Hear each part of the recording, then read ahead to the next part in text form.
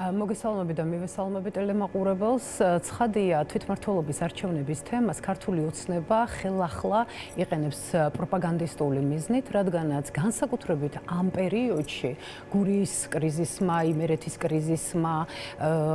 ჭართოვლიანობა მაჩვენა, რომ ინსტიტუციები არ ფუნქციონირებენ, ამავდროულად ხედავთ, რომ ყოველდღიურად ხდება ძალიან турბულენტური მოვლენები მათ თავზე, ამიტომაც ახლა ყურადღების გადასატანად შემოიტანეს ისევ თვითმმართველობის არჩევნების თემა, მაგრამ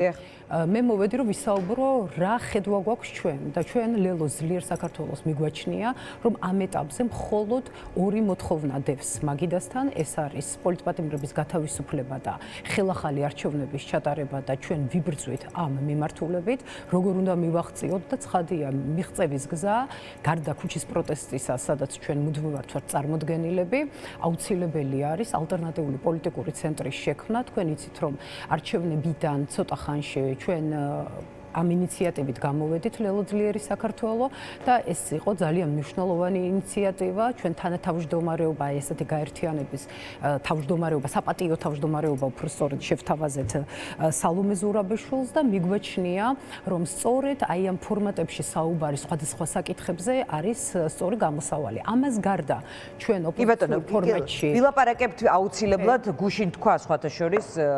ალტერნატიული ცენტრის შექმნის შესახებ საუბრობ და ინგა გრიგოლიას ეთერში მამუკა ხაზარაძე ეს ფრაგმენტი გავუშვით ჩვენ ამაზე აუცილებლად კითხავთ, მაგრამ თვითმმართველობის არჩევნები ეს არ არის ახლა ოპოზიციურ დღის წესრიგის თემა და არ უნდა იყოს. ახლა ნამდვილად გეუბნებით, რომ არ არის დღის წესრიგის თემა, რადგანაც დღის წესრიგში დგას ეს ორი მოთხოვნა, ეს არის ხელახალი არჩევნები და პოლიტპატიმრების გათავისუფლება, ამავდროულად მუდმივი კომუნიკაცია მოსახლეობასთან, ამავდროულად ჩვენ ვართ როგორც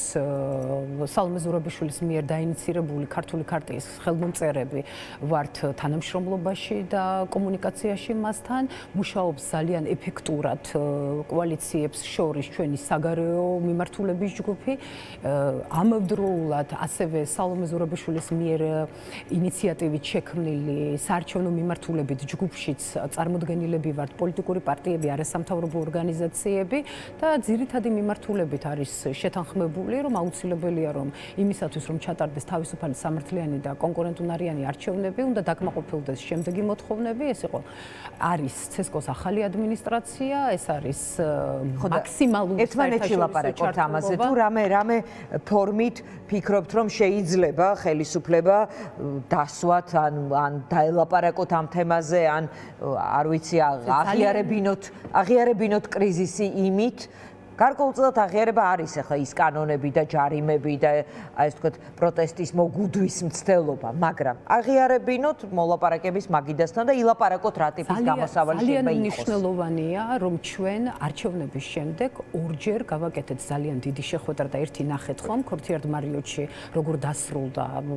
ამ მოძალადეების მოგზავნით, სადაც ყველანი ვიყავით წარმოდგენილები.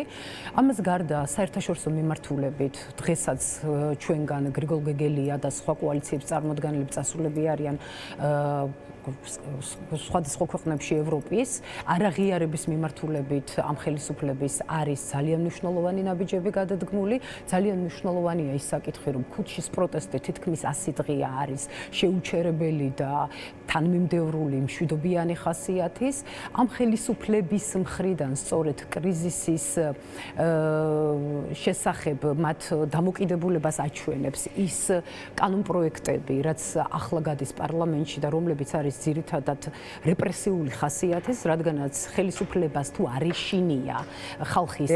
რეალური ძალის, ის არ მიიღებს ისეთ დისკრიმინაციულ და დრაკონულ კანონებს, რასაც იღებს და თუ არ ეშინია სიტყვის შეკრების გამოხატვის თავისუფლების, ამიტომ ჩვენ გვაქვს ჩვენი გეგმა, ამ გეგმით მივდივართ და კარგი იქნება უფრო მეტი კომუნიკაცია. ცხადია, ალტერნატიული პოლიტიკური ცენტრის შექმნას ალტერნატივა არ აქვს, ეს უნდა იყოს პლატფორმა, სადაც იქნება საუბარი ყველა მიმართულებით, მაგრამ ამავდროულად წარმატებულია ჩვენი საგარეო ჯგუფი, აი სწორედ კოალიციებს ანუ ეხლა თქვენ ამბობთ, რომ ოპოზიცია ალტერნატიული ცენტრის შექმნა და რა ფორმატებშიც თანამშრომლობს, ეს არის წარმატებული. რაში გამოიხატება ეს წარმატება, რომ აუხსნათ მაყურებელს? საგარეო მიმართულებით ხედავთ ხომ გამოხმაურებას ევროკავშირის ქვეყნების მხრიდან, ხედავთ რომ თუნდაც ამერიკის შეერთებული შტატების კონგრესში არის 2 აქტი დაინიცირებული, ამავდროულად არის ყოველდღიურად სანქციების მიმართულებით გზავნილები, ევროკავშირის არაწევრი დიდი ბრიტანეთის მხრიდანაც ხდება ისეთი მკაფიო განცხადებების გაკეთება, როგორცაც ყოველდღიურად ვისმენ და მათი მიმართულებითაც იქცება სანქციების სია გაფართოებული. ნახეთ რომ მხოლოდ არჩევნების შემდეგ სულ რო ყველაფერს თავი გავანებოთ, გლობალური მაგნიცკის აქტი გაფართოვდა და მასში შესულები არიან მაღალი თანამდებობის პირები, მათ შორის შინაგან საქმეთა ყველაფერი რაც გარედან ხდება, ეხლა შეიძლება არ იყოს სანქციები, დაგმობა, რაღაცნაირი განცხადება, ეს არის ოპოზიციური პოლიტიკური ჯგუფების მუშაობის შედეგი. ოპოზიციური პოლიტიკური ჯგუფების არა, რომ არ იყოს ხალხის პროტესტი და ურყევი ხალხის პროტესტი, რომლებიც განან ქუჩაში